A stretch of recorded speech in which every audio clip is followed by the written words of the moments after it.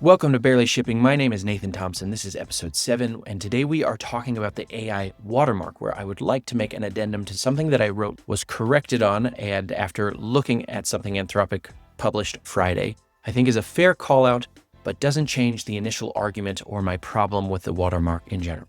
So I wanted to first walk you through what I'd written, what was wrong, but why it still stands.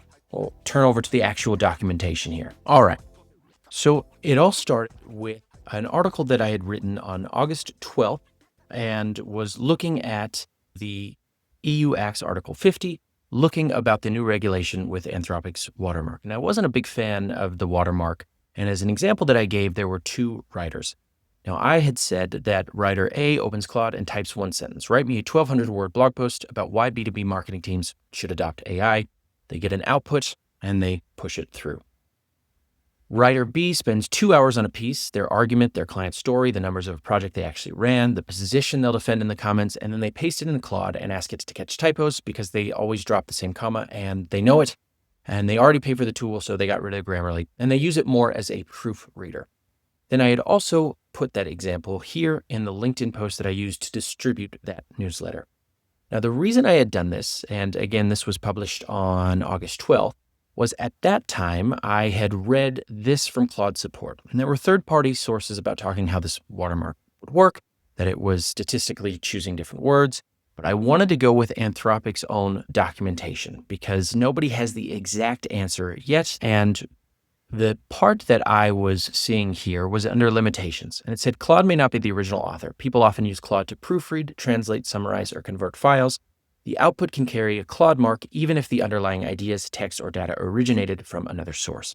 And it's this word proofread that I got caught up on in my examples, and wrongly. Once I got this, somebody had mentioned, and a big shout out to those people, that this isn't a fair example at all. That because it is choosing words randomly, and that's how the watermark is embedded in those words and the actual generation layer, then simply proofreading for commas or changing a semicolon or something like that isn't going to leave the watermark. And that is spot on. On August 14th, after I had published this, we got a deeper look by Anthropic's blog on how this works. And so it says proofread, if you have it change something, it would end up not applying that watermark, at least most likely, depending because it needs to insert words into the text in order to carry that watermark. So totally fair. I had a few comments in particular from Michael Viskup, Shane Andrews, and Benedict Evans point out, the first to do so was Michael here, who said that this isn't exactly how it works, that it's choosing statistically less favorable words on generation. And so if you're only using it to edit the tool and grammar without changing the words, it's not going to be applied to the example above. Shane said a similar comment here saying that's not how it works. And Benedict as well made that point too. After looking at it, totally fair. This example is a poor example to have used. However, the core of the argument, I believe, is untouched, and I will explain why here. Okay, so admittedly, I took that example too far, and if you are genuinely just using Claude to proofread and remove a comma without changing any of the actual text, you likely won't have the watermark, and I take full ownership. Bad example, but the core argument is still unchanged.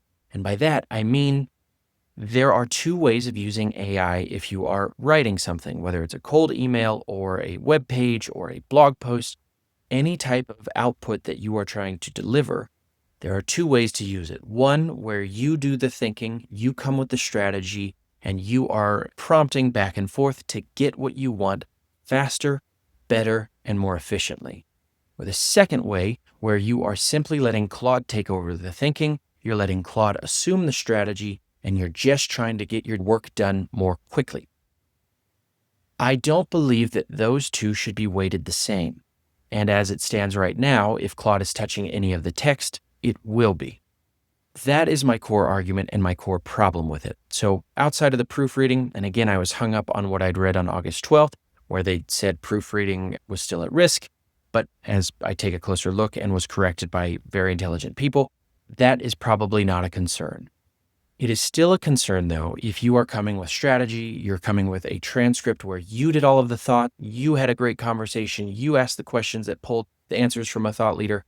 You are getting all of those things from your brain, and you're simply having AI structure those thoughts into a way that is clear, accurate, and helpful. Unfortunately, those do seem to be at risk of getting watermarked just the same as somebody who says, write me a 1,200-word blog post on leadership in marketing. I don't think that's a fair way to watermark AI outputs. What I would love to see is a way to actually watermark the process of the inputs that went in to deliver those outputs. And by that I mean, is there a way that could see the context that you gave to a prompt? Did you give it a transcript? Did you type something out to tell your unique perspective? And did you make it clear and add all of your experience and strategy that would lead into that perspective? And then did you go through some editing rounds with that output so that the published version is slightly different than whatever was delivered to you by Claude? In the same way that someone would write more slowly by pen and paper than they did with a typewriter, than they do now with a computer, to me, it all comes down to the use of the tool rather than to feeling like you got flagged for using the tool itself. I do believe that writers, certainly in business, whether B2B or B2C, so disregard literature and arts, in the business world, I do believe that writers can move faster, better, and more efficiently when they use AI responsibly, i.e., when they are the ones doing the thinking. So I wanted to make an addendum to make it painfully clear that I overpushed an example, definitely. I had pushed that way too far and provided a narrow example, but the point still stands. There is a responsible and ethical way of using AI to make genuinely better outputs than if you hadn't used AI, but that will still be watermarked the same as if you use it as a lazy crutch.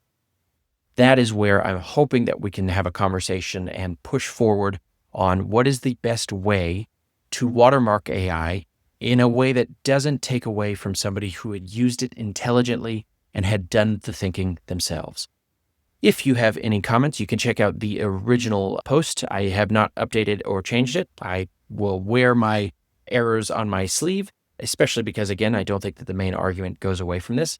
And you can check out some of the comments. Some of them are meaner than others, but I did want to give a shout out again to Michael, Shane, and Benedict, not only for their corrections on that example, but the tact and the generosity that they showed when they made those corrections without doing so in any kind of a mean spirit. And I'm hoping that we can have more conversations like that, ego-free, and in a way that really encourages people to understand this technology, how it will impact their work, and how they can use it better without feeling like they need to be worried about a small invisible watermark sitting throughout their text now. If you have any questions, you can find me on LinkedIn, but hopefully this has cleared up that example issue, but also led way for a conversation around the larger argument.